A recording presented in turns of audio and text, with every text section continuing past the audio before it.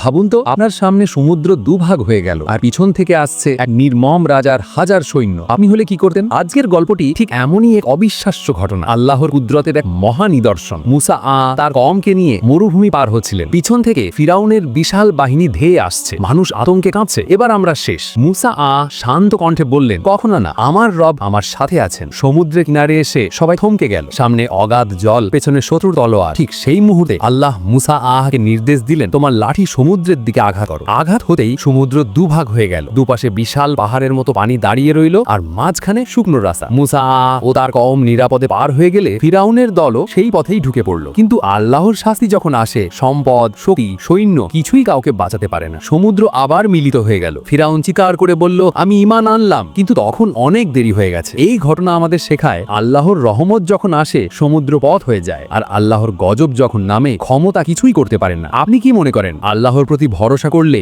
আজও আমাদের জীবনে অসম্ভব জিনিসগুলো সম্ভব হয়ে যেতে পারে?